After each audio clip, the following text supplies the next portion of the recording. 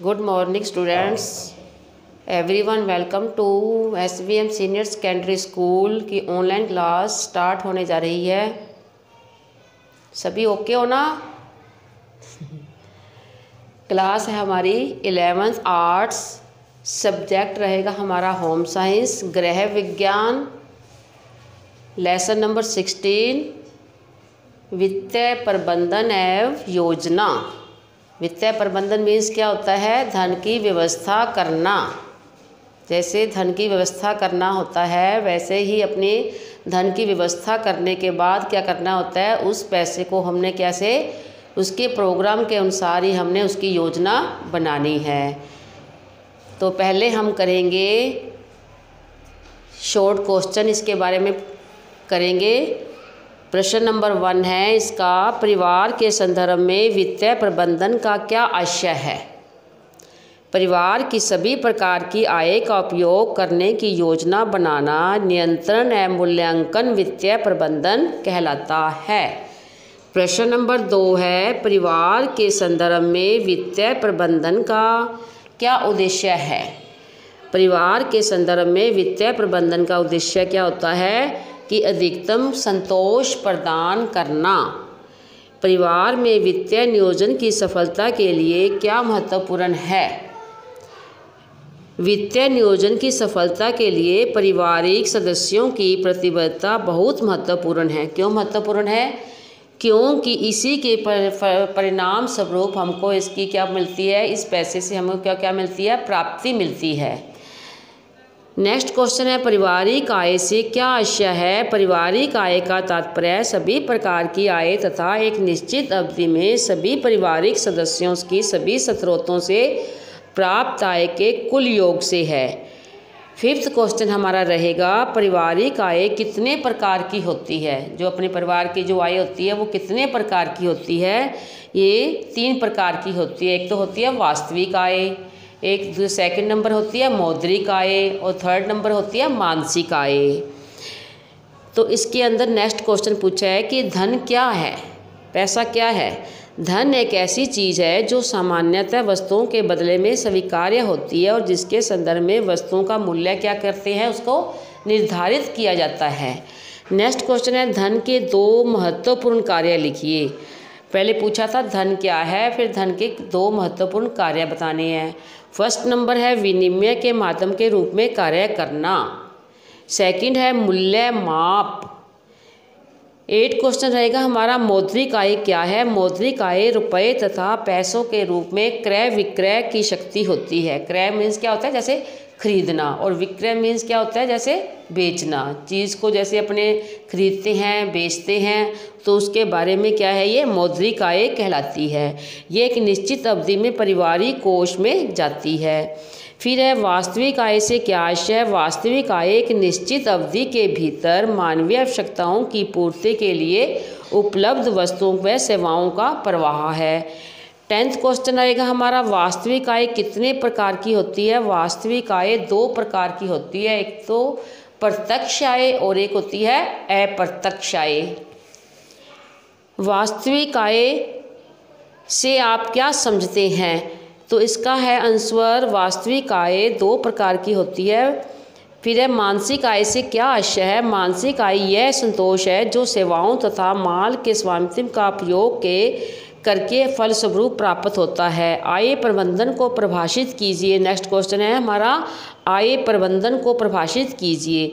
आय प्रबंधन को सभी प्रकार की आय के इस्तेमाल के नियोजन, नियंत्रण और मूल्यांकन के रूप में परिभाषित किया जा सकता है। नेक्स्ट क्वेश्चन है, पारिवारिक बजट क्या है? पारिवारिक बजट एक निश्चित अवधि के लिए परिवार की आय और व्यय का ब्यौरा प्रस्तुत करते हैं। जैसे परिवार के अंदर जैसे अपने पैसे कमाते हैं और उसको थोड़ा सा खर्च करते हैं, और खर्च करने के बाद जो पैसा बचता है तो वो क्या है, पारिवारिक आय के अंदर वो उसके अनुसार ही हम खरीदते और बेचते हैं चीज़ों को। पारिवारिक बजट योजना बनाने के कोई 2 लाभ बताने हैं। नंबर 1 है, इससे परिवार अपनी आय के इस्तेमाल की समीक्षा कर सकता है। नंबर 2 है, विभिन्न श्रेणियों के लिए आवंटित राशि का कुल आय के संदर्भ में अध्ययन संभव है। नेक्स्ट क्वेश्चन है वित्त प्रबंधन में नियंत्रण कितने प्रकार का होता है। वित्त प्रबंधन में नियंत्रण 2 प्रकार का होता है। एक तो होता है योजना की जांच करना और उसका सेकंड होता है उसका समायोजन करना।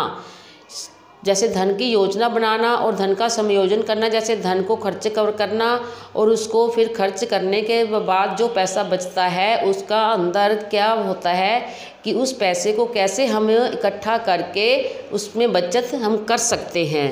फिर है जांच करना क्यों आवश्यक है। जांच करना इसलिए आवश्यक है क्योंकि इससे पता चलता है कि योजना कैसे आगे बढ़ रही है और कहाँ तक हमने इसका समायोजन कहाँ तक बढ़ाया है, और इस प्रकार से इसकी जांच करना, पैसों की जांच करना, आय की जांच करना, ये बहुत ही हमारे जीवन में आवश्यक है। समायोजन की कब आवश्यकता होती है। जब परिवार के बाहरी कारक जैसे आपातकाल आदि के कारण यदि मूल योजना खराब हो जाए तो समायोजन की क्या होती है, हमको इस आवश्यकता होती है। बचत से क्या तात्पर्य है। नेक्स्ट क्वेश्चन हमारा रहेगा बचत से क्या तात्पर्य है। बचत भविष्य में इस्तेमाल या अधिक उत्पादन के लिए धन अथवा अन्य संसाधन के लिए एक भाग को अलग रखना। जैसे हम पैसा कमाते हैं अपनी ज़िंदगी में, तो वो जब जो पैसा बचता है वो हमको क्या है भविष्य के लिए हमको हमारे लिए काम आएगा। जैसे किसी कंपनी में कोई काम करना है या कोई किसी हेल्पर की जैसे मदद करनी है हमने, तो वो क्या है भविष्य में अपने फ्यूचर में वो पैसा क्या होता है, बचा हुआ पैसा वो भविष्य में आवश्यकता के लिए वो काम आता है। कभी भी हमारी जैसे हमारा स्वास्थ्य ठीक नहीं रहता तो हम कमाने के लायक नहीं रहते, तो वो पैसा बचा हुआ जो पैसा हम इकट्ठा करके रखेंगे तो वो पैसा हमारे फ्यूचर में वो काम आएगा। परिवार की बचत किस पर निर्भर करती है। परिवार की बचत जो है वो योग्यता तथा बचत करने की इच्छा पर ही निर्भर करती है। फिर है धन बचाने के लिए परिवार के सदस्यों की ओर से क्या करने की आवश्यकता होती है। धन बचाने के लिए परिवार के सदस्यों की ओर से क्या करने की आवश्यकता होती है। धन बचाने के लिए परिवार के सदस्यों को जैसे अनुशासन बनाना, नियोजन करना, किसी काम का जैसे हमने प्रोग्राम बनाना है बाहर अंदर जाने का, जैसे किसी की सहायता करनी है, सहयोग और परिश्रम की आवश्यकता होती है। नेक्स्ट क्वेश्चन है बचत कब सार्थक होता है। बचत तब सार्थक होता है जब इसका लक्ष्य परिवार के सभी सदस्यों द्वारा सुनियोजित किया जाए और उसको बुद्धिमत्तापूर्ण ढंग से निवेश किया जाए। निवेश से क्या तात्पर्य है। निवेश से तात्पर्य है अधिक उत्पादन के लिए धन का उपयोग करना। क्या है इसका उपयोग करना, धन का उपयोग कैसे किया जाता है। अधिक उत्पादन के लिए धन का उपयोग करना। निवेश कितने प्रकार की परिसंपत्तियों के रूप में हो सकता है। ये निवेश जो होता है 2 प्रकार की परिसंपत्तियों के रूप में हो सकता है, जैसे भौतिक परिसंपत्ति और दूसरा क्या आएगा वित्तीय परिसंपत्ति। नेक्स्ट क्वेश्चन रहेगा वित्तीय परिसंपत्ति से क्या आशय है। वित्तीय परिसंपत्ति से आशय है कि बचत को बैंक खातों, डाकघरों, वित्तीय साख समिति संस्थाओं, शेयरों व बीमा पॉलिसियों में निवेश करना।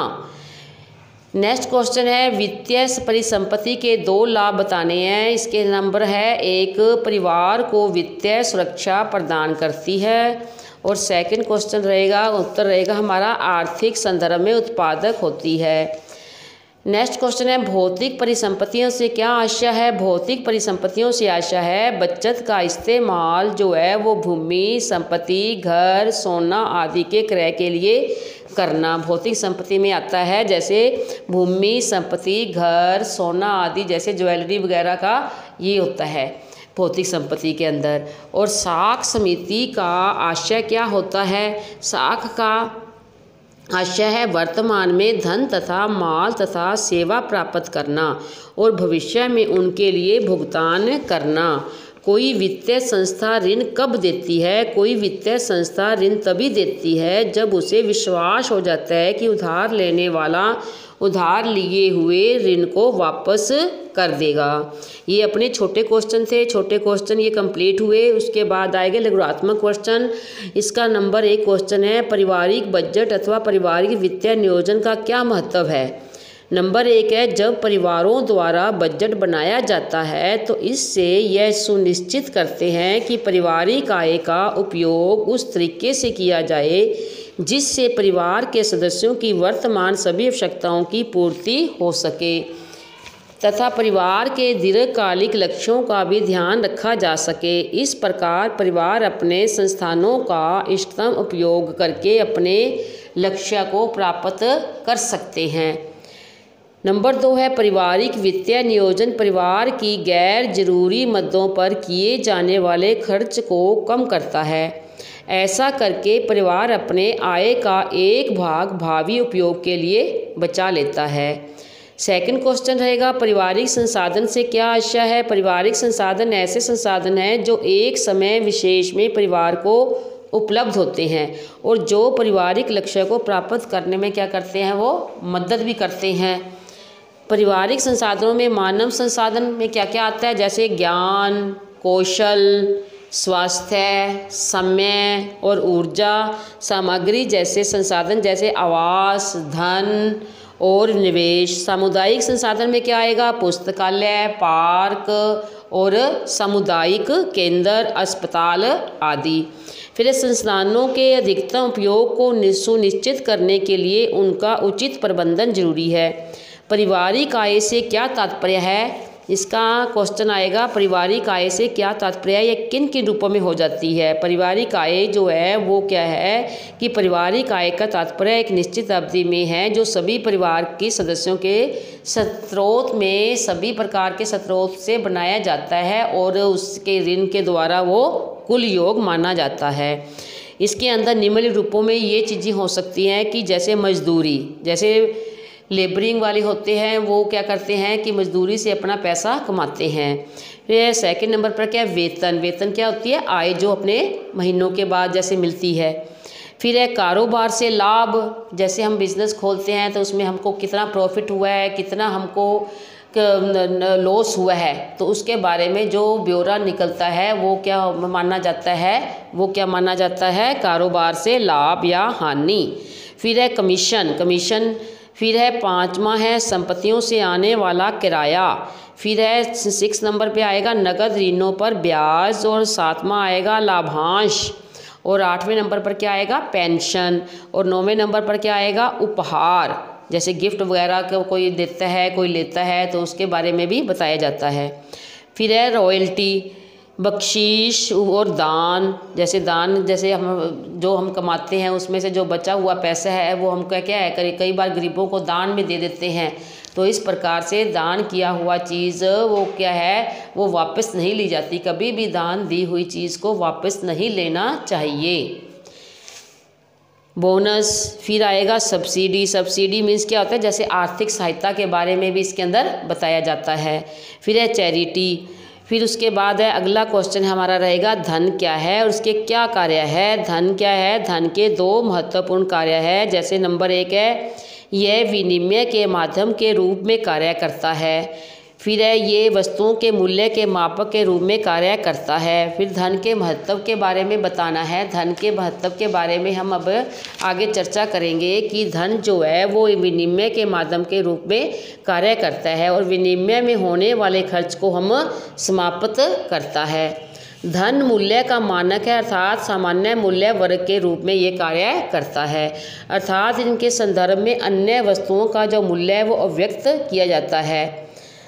धन आस्थगित दायित्वों के कारण मानक के रूप में कार्य करता है जिससे बचत और निवेश को बढ़ावा मिलता है जो पूंजी निर्माण का वो आधार होता है। इसलिए यह बेहतर जीवन स्तर के लिए जरूरी है। धन का जो संग्रह है वो क्या है, लंबे समय के लिए होता है जिससे उत्पादन में निवेश के लिए संचयन और परिवार के लिए बेहतर जीवन स्तर को बढ़ावा मिलता है। नेक्स्ट क्वेश्चन रहेगा हमारा बजट क्या है, इसकी सफलता किन बातों पर निर्भर करती है। बजट।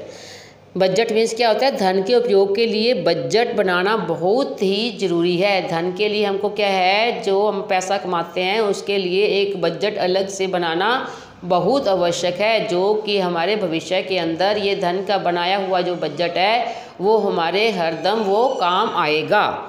इसलिए नियोजन का एक आम तरीका है, यह भावी व्यय की एक योजना है और प्रबंधकीय प्रक्रिया का प्रथम चरण है। सफलता के लिए क्या है इसकी शर्तें बजट की। नंबर 1 है इसके यथार्थवादी और लचीलेपन होने के कारण है। जिस समूह के लिए तैयार किया जाता है उसके लिए उपयुक्त होने पर नियंत्रण और मूल्यांकन के चरण की क्या है, गुणवत्ता पर। इसके बारे में हम पारिवारिक बजट की योजना बनाने के क्या लाभ होते हैं। फिर है नंबर 1 है बजट अथवा भावी व्यय के नियोजन से परिवार अपनी आय के इस्तेमाल की क्या कर सकता है, समीक्षा कर सकता है, भी जांच कर सकता है अच्छे से। फिर इसमें विभिन्न श्रेणियों के लिए आवंटित राशि का कुल आय के संदर्भ में अध्ययन किया जा सकता है। बजट से परिवार उन लक्ष्यों को पहले प्राप्त करने के लिए अपनी आय का इस्तेमाल कर सकते हैं जिन्हें वे अत्यंत महत्वपूर्ण मानते हैं। बार बार बिना योजना के खर्च करने से धन की बर्बादी होती है। यदि हम खर्च को ऐसे ही बिना प्रोग्राम के बिना ही कोई योजना के बिना ही खर्च करेंगे तो वो क्या है, वेस्ट जाता है पैसा। तो इसलिए हमने कोई भी जो हमने बिजनेस खोलना है या कोई हमने शॉपिंग करनी है तो पहले से उसकी योजना, उस सामान की हमको योजना बना लेनी चाहिए। इस योजना के अनुसार ही उस पर हमको हमारा कितना खर्च होता है वो हमको लिमिट के अनुसार खर्च करना है, इसलिए हमारा जो पैसा है फिर वो वेस्ट नहीं जाता।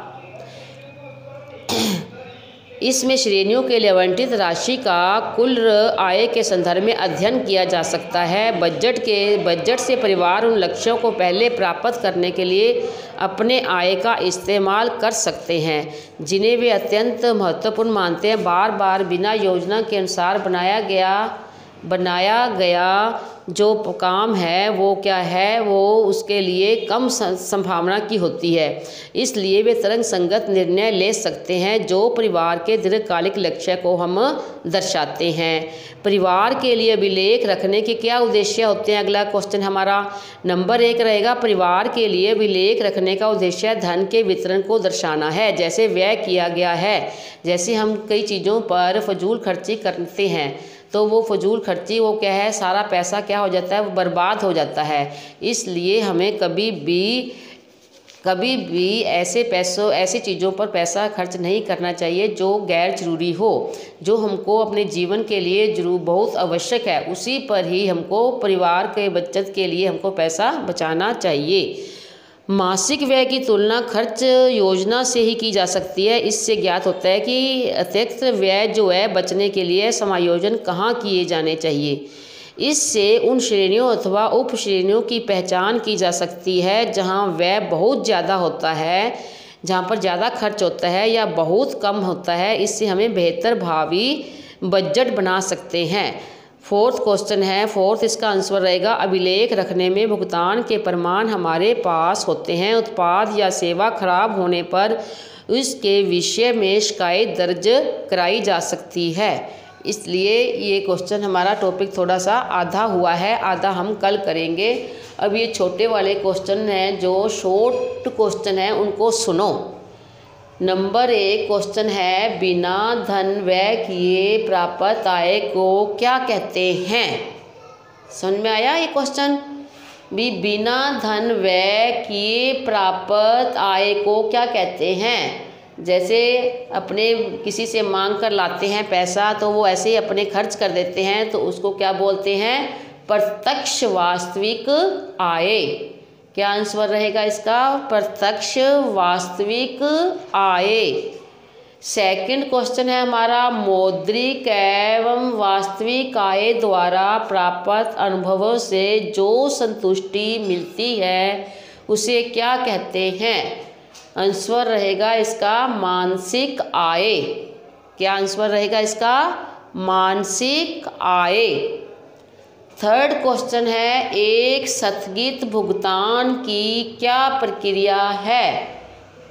क्या क्वेश्चन है, एक स्थगित भुगतान की क्या प्रक्रिया है। स्थगित भुगतान क्या होता है, जैसे अपने कोई चीज़, किसी चीज़ की कोई पैसे से अपने कोई चीज़ लाते हैं तो उसको वापस करते हैं तो वो क्या है, स्थगित भुगतान। तो उसका हमको क्या देना है, उसका पैसा देना है उसका। तो उस स्थगित भुगतान की क्या प्रक्रिया है, उसका आंसर रहेगा साख। क्या आंसर रहेगा, साख। ये कोई समिति है, साख की समिति होती है। क्वेश्चन नंबर 4 है वित्तीय प्रबंधन का क्या घटक है। जैसे वित्तीय प्रबंधन अपना टॉपिक का लेसन का नाम है, वित्तीय प्रबंधन है योजना। तो वित्तीय प्रबंधन का मीन्स बताया था कि धन को कैसे संभाल कर रखा जाना चाहिए, धन की व्यवस्था कैसे की जानी चाहिए। तो यही क्वेश्चन है कि वित्तीय प्रबंधन का क्या घटक है। वित्तीय प्रबंधन का घटक रहेगा वित्तीय नियोजन, वित्तीय नियंत्रण और थर्ड रहेगा मूल्यांकन, वित्तीय मूल्यांकन। 5th क्वेश्चन है निम्न में अप्रत्यक्ष वास्तविक आय क्या है। क्या क्वेश्चन है, निम्न में अप्रत्यक्ष वास्तविक आय क्या है। इसका आंसर रहेगा कि व्यक्ति की योग्यता व कौशल से प्राप्त वस्तुएं व सेवाएं। जैसे स्किल वाला कोई स्किल व्यक्ति है, जैसे उसके अंदर काम करने की आवश्यकता है, योग्यता है उसके अंदर, तो वो कैसे काम कर सकता है और कैसे अपना पैसा कमा सकता है, कैसे अपने स्किलफुल तरीके से अपना पैसा कमा सकता है और वस्तुओं को आदान प्रदान कर सकता है और दूसरी सेवाएं भी वो दे सकता है। तो इसका आंसर रहेगा व्यक्तियों की योग्यता व कौशल से प्राप्त वस्तुएं व सेवाएं। 6th क्वेश्चन इसके अंदर है धन के उपयोग के लिए बजट क्या है। क्या बजट है अभी, क्या आंसर रहेगा इसका, नियोजन का एक आंतरिक प्रबंधकीय प्रक्रिया का प्रथम चरण। जैसे वित्तीय प्रबंधन का प्रथम चरण है, सेकंड चरण है, थर्ड चरण है, तो इसके बाद क्या रहेगा, प्रबंधकीय प्रक्रिया का प्रथम चरण। नेक्स्ट क्वेश्चन क्या है, बजट बनाने का 5वां चरण क्या है। क्या क्वेश्चन है, बजट बनाने का 5वां चरण क्या है। तो इसका आंसर क्या रहेगा, योजनाओं की जांच करना। जैसे पैसों की योजना बनाना, जैसे धन का व्यय करना होता है, वैसे ही इसका है कि पैसों की धन की आवश्यकता पड़ने पर हमने योजना कैसे बना सकते हैं। तो इसकी सभी योजनाओं की क्या करनी है, अच्छी तरह से जांच करनी है। नेक्स्ट क्वेश्चन क्या है, निवेश का तात्पर्य क्या है।